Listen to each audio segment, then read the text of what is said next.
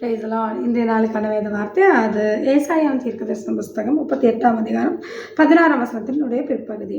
என்னை சொஸ்தப்படவும் பிழைக்கவும் பண்ணினீர். இந்த வசனத்தை யார் சொல்கிறாங்க அப்படின்னா எசேக்கியா ராஜா சொல்கிறார். உங்களுக்கு தெரியும், எசேக்கியா ராஜாவுக்கு ஒரு பயங்கரமான வியாதி. அந்த வியாதியில் அவர் செத்துருவாருன்னு சொல்லி ஏசாயா போய் சொல்கிறாரு.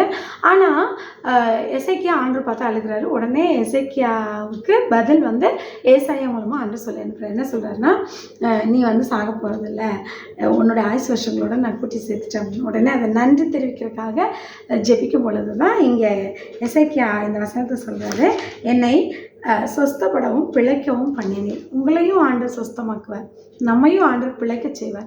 நம்முடைய வாழ்க்கையில் பலவீனங்கள் இருக்க தான் செய்யுது, வியாதிகள் இருக்க தான் செய்யுது. ஆனால் கர்த்தர் அதை சுகமாக்க வல்லவர் என்று நம்ம விசுவாசிக்கிறோம். ஏன்னா அவருடைய தழும்புகளால் நம்ம குணமாகிறோம். அல்லேலூயா. ஆகவே இன்றைக்கும் ஆண்டவர் உங்களுடைய வியாதிகள் எல்லாம் நீக்குவார், உங்களை சொஸ்தப்படவும் பிழைக்கவும் பண்ணுவார். நீங்கள் தைரியமாக இருங்க. ஆண்டவரே என் வியாதியை நீக்குவீங்கன்னு சொல்லி விசுவாசிங்க.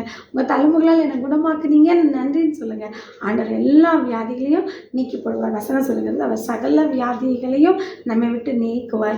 எகிப்திற்கு வரப்பண்ணின வியாதிகளில் ஒன்றையும் நான் உனக்கு வரப்பண்ணேன் என்று சொல்லுகிறார். ஒருவேளை பலவீனமாக இருந்தாலும் உன் பலவீனத்தில் என் பலன் பூர்ணமாய் விளங்கும் என்று சொல்லி எல்லாத்துக்குமே வசனம் இருக்குது.